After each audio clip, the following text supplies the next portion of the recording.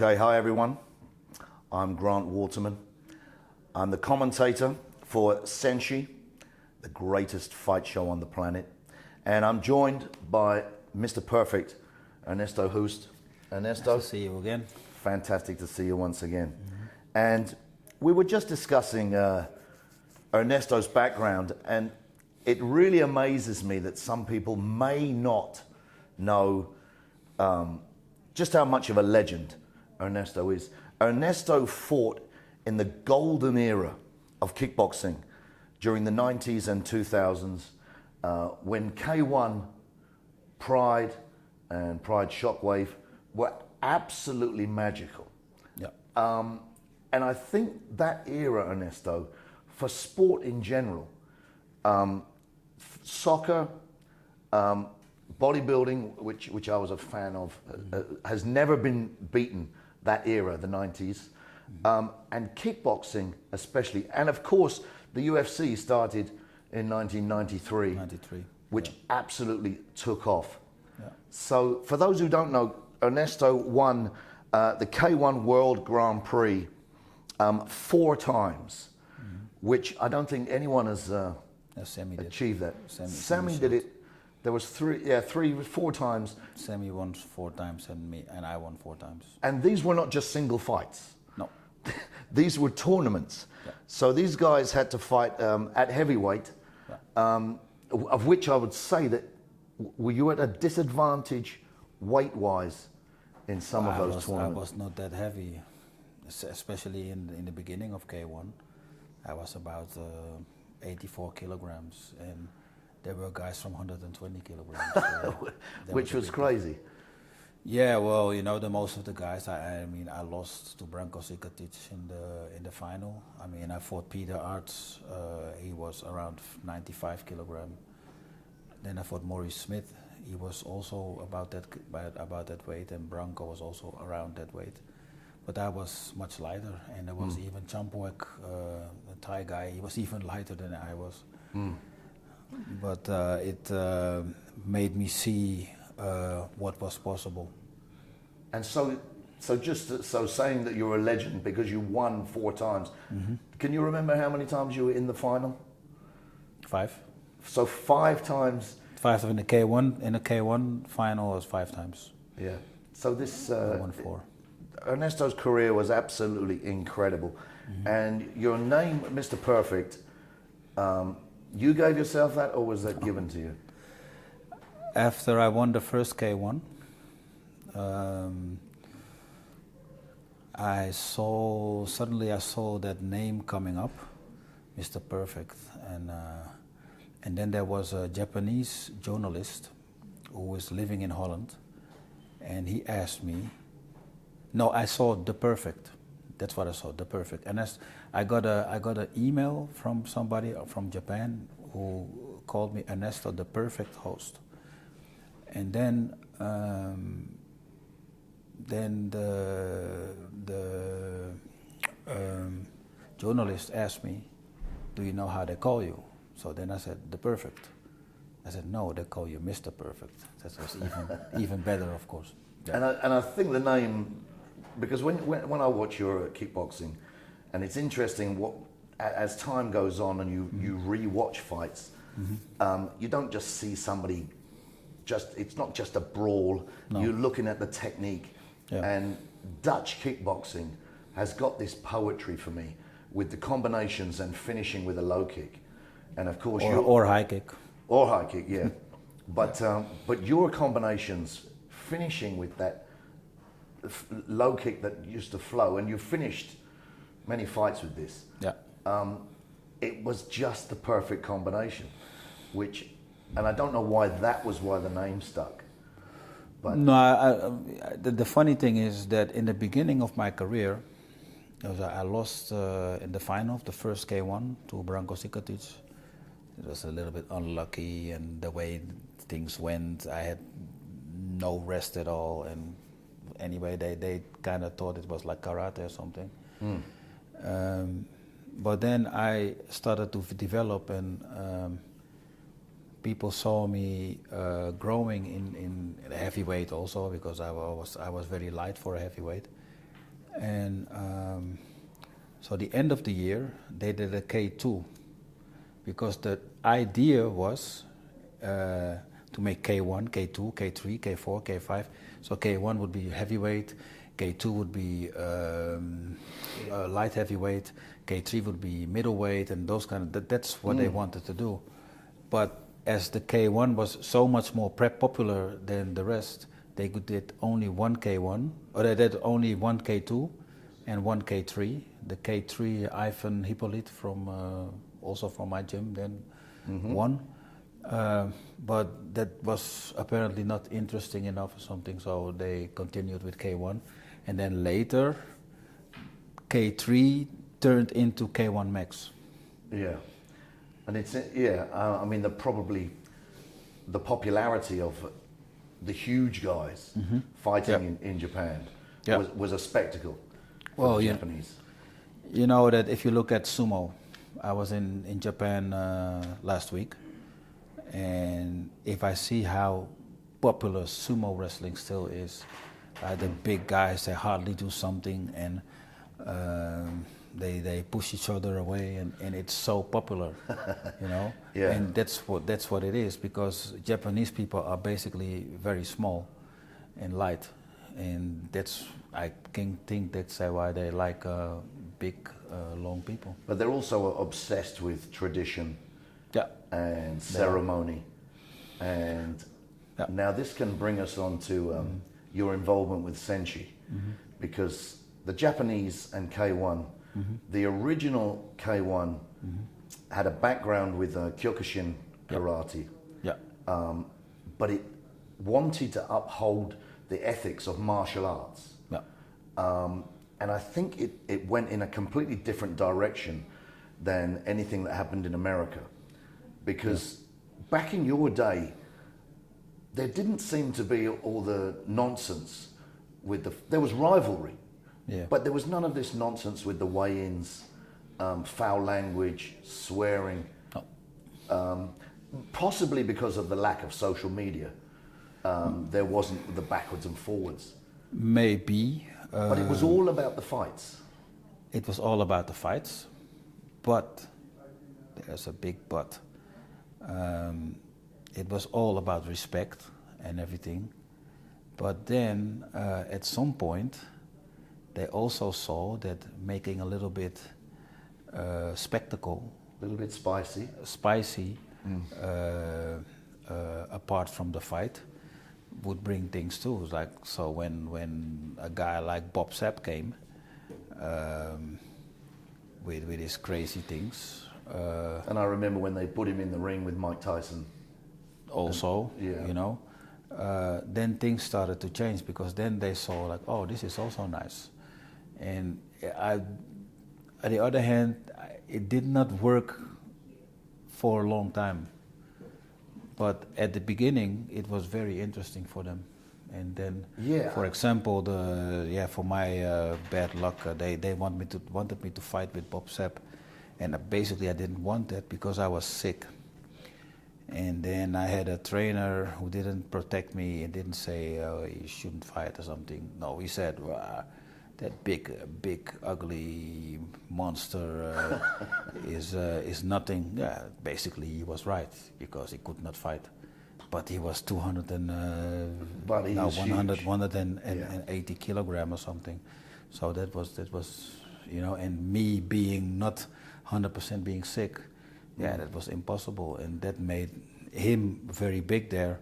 I mean, at some point, I could not put the TV on, or I saw a TV commercial with Bob Sapp in it, and that kind of frustrated me. But, even now, I think he's doing commercials. Maybe he will not be that popular anymore, but still, and I hear that still he goes to Japan to do his thing. But he's and it really frustrates me, because it all happened through me being sick and losing from him.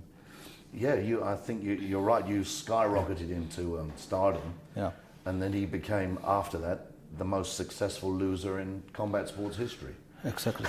But he beat me, which is crazy. But he beat you. But he beat you twice. Yeah, twice. And I mean, this is one of the.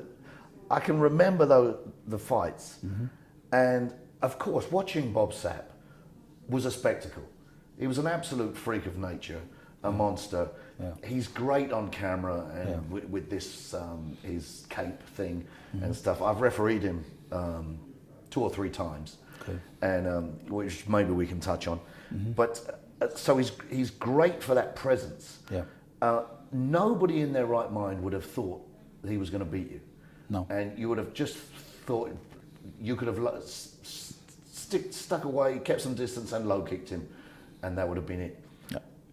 The problem I don't think people will understand is, and back in the day, I've sparred with guys who were like 20, 30 kilos heavier than me, and it looks like they're not doing much. And a guy who jabs you, who's 30 kilos more, shakes you to your core. So when you get caught, you get caught. True. True. But there was a completely different thing going on. Completely different. It was 2002. 2001, I was very good. But I was sick at the end of 2001, so I couldn't fight the tournament. Because, no, it's not true. That's not true. I fought 2001, and the idea was because I won 97, 99, 2000, and 2001. So they really wanted me to. They hoped for me to win that one, and I got injured in my first fight against Stefan Leko, so I could not continue. And then 2002 came, and I was really good in the beginning. I was beating up all the guys, but then I say that I asked too much from my body. I was getting tired, and then they came with Bob Sapp. I was not good. I remember telling my trainer, like, listen, I don't feel good. I had a little fever. I was not good. And then I remember he said, "What you think such a big ape, he cannot fight and this and that." And I was like, "That's easy for you to say." Yeah, when you're not the one in. That's easy for you to say, you know. Yeah. And because basically he's right. I mean, this guy, he cannot even fight. But he's 170 kilogram. Yeah. So he will always hit hard. And then he hits with the inside of his hand, and the referee didn't care about that and everything. And it was clear to me, and what I heard later is that he trained the way, like, they wouldn't stop him. He could do anything. So at one point he took me like this, and then it's like street fight style. Well, they started to call this the Bob Sapp clinch, didn't they? Oh, did they? I didn't know that. Yeah. I didn't know that, but so many things went wrong there, you know.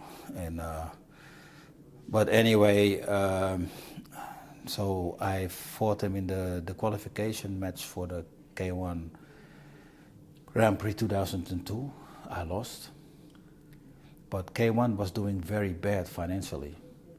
And that fight was live on TV, and it attracted a lot of people. So, Semi, basically, so I was out of the tournament, the final 8, and basically Semi was supposed to fight with Bob Sapp. Yeah. Oh, I didn't know this. Yeah. No, and then I'm thinking about it. Sammy was supposed to fight with Bob Sapp, but I think they gave him a little bonus, and then Sammy said he injured himself. Sorry, I have to laugh. Injured himself during bowling. Bowling? Yeah, during bowling he injured himself. That's what he said. Okay. And then he didn't. And then I could go in again, because the fight with me and Sapp the first time was such a big success. It was live on TV and attracted many people. And K1 was doing bad financially, so they wanted to do that fight again. And then I'm sure they paid Sammy some money. Sammy said that he was injured, and then I fought him again. And then, for my biggest frustration of my life as a fighter, I lost again. And I don't think I was well trained. I think things went, and also my mind was maybe not good enough or something. And until today, that is the biggest frustration of my career. It must be, yeah. Yeah. And like I say, especially because almost all the guys I have beaten, they beat him. I was only one of the big guys who didn't beat him. Yeah, it's one of the. I mean, both fights, the craziest upsets I've seen, alongside Buster Douglas beating Mike Tyson, etc., etc. Yeah. And I've refereed Bob Sapp once in Slovenia and once in Russia. Yeah. And I guess he was crying as a baby. Well, I even spoke to him before the fights. I said, "Listen, the crowd is crazy. You're here as the main event. Bob, just please fight for 2 minutes. Just give it everything." And I remember the first fight was K1, and he got kicked in the leg, which knocked him out. He went unconscious, and I had to dramatically count to 10, and I got to 10, and he opened one eye and looked at me. And I thought, oh my Incredible. God. Yeah. And so that was then. And then in Russia, he fought Alexander Emelianenko. And Fedor's brother. Fedor's brother. So that there was more than 20,000 people there. Yeah. And I think he got jabbed in the face, which knocked him out. And Alexander jumped on top of him, hit him a few times, and I dramatically stopped the fight. And the same thing, he opened one eye and smiled at me. Well, that's why it is so frustrating for me that I lost. But in the early fights, in Pride, when Bob Sapp was fighting these guys, you remember picking them up and slamming them, and I mean, he was but a still beast. he lost. He fought his first fight with Rodrigo Nogueira. Yeah. And he slammed him really hard. It was in Pride, I think. Yep. And I was surprised that Nogueira, you can see that he's a real good wrestler, and so that it surprised me that he didn't die. Yeah, there, the way he slammed him. And then because he kept his chin on his chest, and then he even beat him. Yeah, that was. We. So let's just go back. Let me just go back. So you're originally, were you born in Holland or Suriname? No, I was born in Holland. Okay. And for a long time because especially in the 70s, beginning of the 80s, most of the people of my age, the black people of my age, were born in Suriname. But I was born in Holland. Most of the people in Holland who were living in Holland were born in Suriname. But I was born in Holland. So it was like I'm not completely this and I'm not completely that, Sometimes they call me a bounty. And you don't know what a bounty is. A bounty in Holland it's kind of chocolate. When they're white on the inside and brown. Yes, with the coconut on the inside, and the brown on the outside. So that's what they will call me. Like Barack Obama. I mean, I think in America they say Oreo, like the cookie. Yeah. And in Holland they say the bounty. And it's a pretty big insult for a black guy. Well, it was not nice to. They never said it in my face, Yeah. But that's and the funny thing is, after I was getting success, especially the people from Suriname were very proud of me, And even now, if I go to Suriname, there's always a newspaper or a TV crew coming to me to interview me. So things, for my look, things has changed. yeah, sometimes they would not say it in my face, but I would hear it later. Yeah, I'm a bounty. I wonder what the opposite of a bounty is for a white guy who's white on the outside and black on the I inside. have no idea. I don't think there is one. That's a good one. So, yeah, but so, I mean, in the 70s. Yeah. So let's just touch on that, and it's a sensitive subject. Always, if you're talking about race, because people are so sensitive Yeah. and opinionated. Yeah. I find it quite fascinating because racism has to be the most retarded Yeah.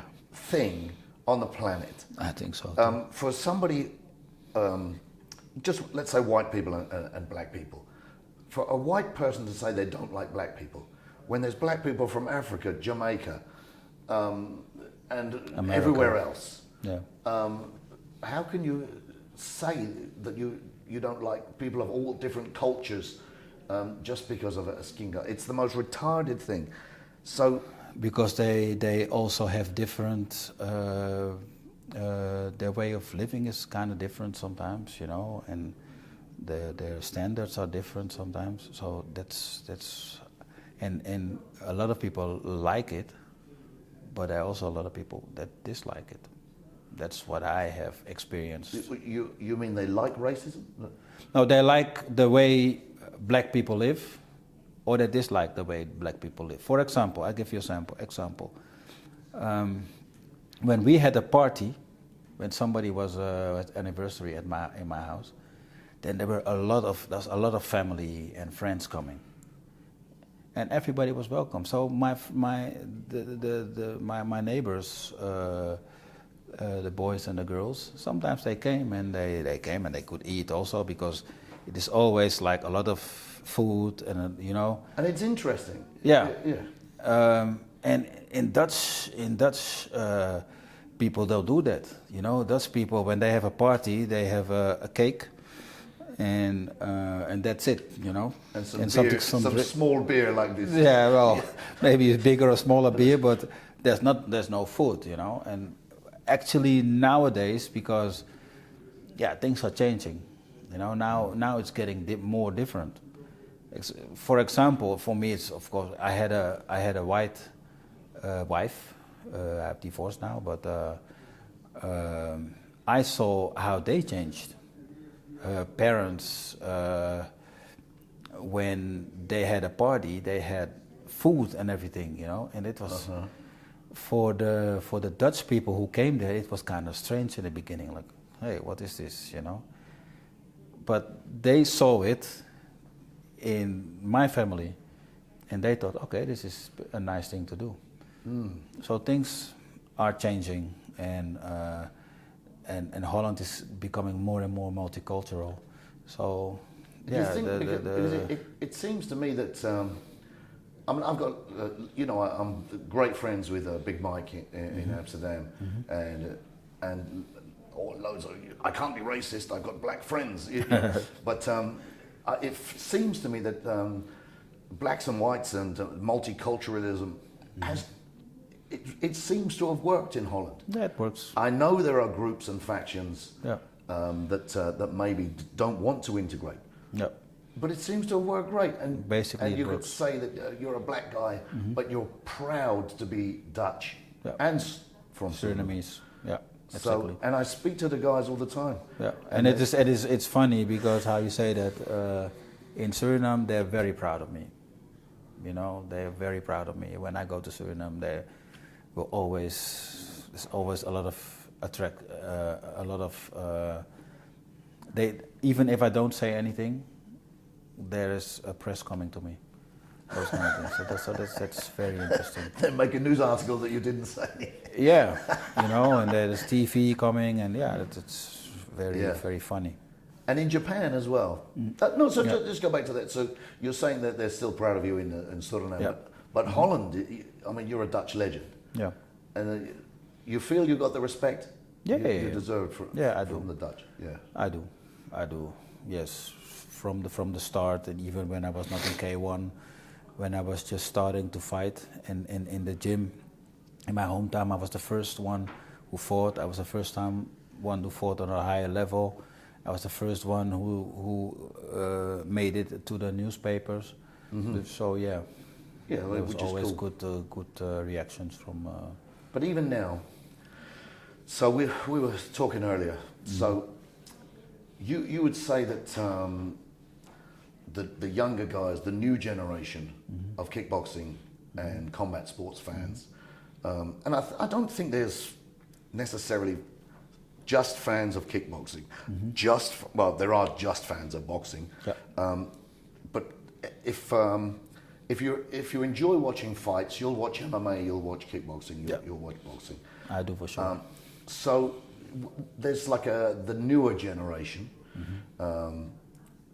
You think that you're sort of in the shadows now of the new era, but I don't think. How many superstars are there now in the kickboxing? Well, there is Glory, of course, and Glory is quite big in Holland. I mean, it started in Holland. So we have Rico. Yeah, we have Rico, but there are also some other guys who are doing good.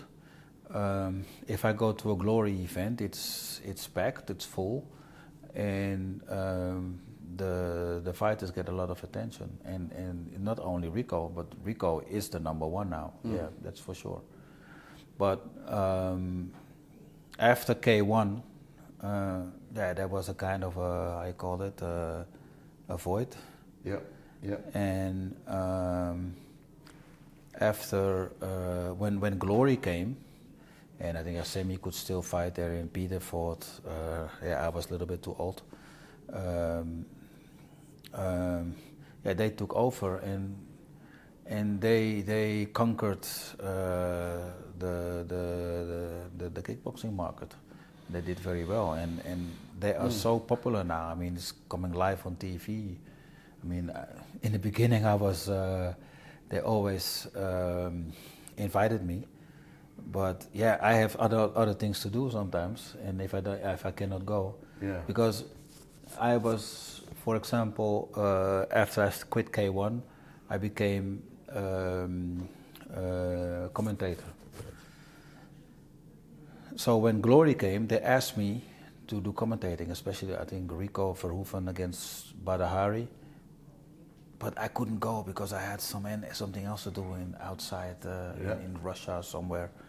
And then they asked Remy Boyarsky, and now he is there and some other guys. But they still invite me. And you enjoy commentary as well, yeah? I like to be commentator. Yeah. And it's great. It's really great commentating with you. The balance of your technical knowledge. Yeah. Well, I think I know enough, and I can see what's happening in the fight. So I hope that my comments are appreciated like that. So you gave up. I'd say you gave. That's a horrible term. You gave up. You retired from kickboxing in 2006. Yeah. You had a spell where you weren't. You went into coaching, and you came back in 2014, I believe. Yeah. And then retired again. Yeah. Well, I came back. It was necessary because I was the most stupid decision out of my life is marrying with the wrong person and on the wrong way. You're not the first. No, I know, but so divorcing cost me a lot of money. That's why I came back, and that's why I did 2 more fights. Otherwise, I wouldn't have fought because I was already 48 or something. So you came back through necessity rather than missing the action. No, I didn't miss the action. That's fascinating because people would have believed that. Well, you know, the thing is, it is a relatively easy way of making money. Once you've built a name for yourself. Once you build a name for yourself, and once you perform well. Which is why so many fighters have one or too many fights. Too many fights, too many. Too many. Yeah. Well, I was lucky. I did 2 more fights and I won them both. So for me, it was okay. Okay, so yeah, which is, I think, for the legacy to finish. Yeah, If well- you'd lost both those fights, Yeah, that would be completely different. it would have, it would have been left a bad taste. But for you. for me, what was very special is that I think my last fight was with Peter Arts, and that was my 100th victory as a fighter. So that was very Oh special. wow, to that's me. special, yeah. Yeah. And even now, if you still travel to Japan now and again, Yeah. I And- was there last week. and when you're in Japan, I'm sure that you get mobbed or. No, only when I say my name. When I say my name, everybody turns around. But when I walk on the street, they don't recognize me all the time. No, that's okay. Because they think all black people look the same. That's what I hear all my life. So okay, so let's fast forward now. Yeah. So you came and joined SENSHI. Yes. When did you come? Well, like I said, in 2014, when I fought my last fight with Peter, and I think half a year later or something, he fought his last fight, and I was there because the fight was in Holland. And then we talked, and then he asked me, shall we do a seminar together? And there was one guy in my hometown who wanted me to do a seminar. But I thought, yeah, when I do that in my hometown, everybody knows me already, it will not be that interesting. Yeah. But if I do it with Peter, then I think 1 and 1 becomes 3. And it was a big success. And after that, we were asked by many people, and that was so funny. But then SENSHI came, and they came with good propositions and everything. That was 2018. No, that was 2015. Oh, okay. 15 or 16. And then without knowing from each other, because we didn't know, we both chose for SENSHI because we saw each other on the airport. Going to Bulgaria. Oh, okay. So yeah. Yeah. And so you came on board with SENSHI primarily. For those who don't know or watching, each time there's a SENSHI event, that week they have a training camp, and these training camps are just incredible. There's so many people. Yeah. Well, the first time when I came with Peter, it was only training camp. There was no fights. The fights came later. Okay, so that would have been 2018 for the first SENSHI Gala. I'm pretty sure. My time management is not good, so I don't know about that. But Yeah.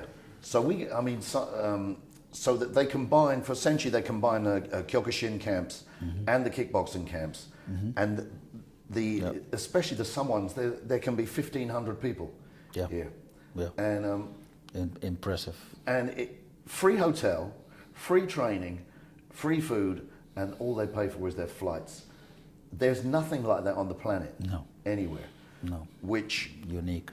when you look at the integrity, and some would question the background of the guys who own SENSHI.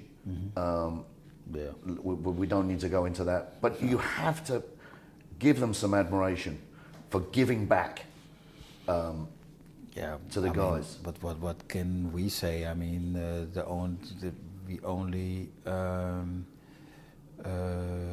I say that we only became better from it, you know, and we became more known again. It went on social media all over the world, and yeah, I think it was good for SENSHI and good for us. And watching, and there's a new generation who know the guys like Rico, etc., etc. But I watch these young guys when they're training, and they're starstruck. Oh, really? Oh man, yeah. When they hide it well, but they're training with guys like yourself and Semi, and it's. I mean, but it's like it's this era. It's the era of internet. I mean, if they hear about my name, oh, who is that? And I say, oh, never heard of him. Oh, let's check internet, and then they see who I am. So Yeah, just type in Ernesto Hoost highlight reel. And yeah, you'll well, be blown away, yeah. the thing is, what I don't like so much about the highlights is that, I mean, the last time I looked, it is my worst fights first. Bob Sapp first, you know, that really irritates me. But okay, I mean, it is a part of my history. But of course, if you have done 100 something fights and you lost, of course, I have lost 20, 22, 23 fights or something.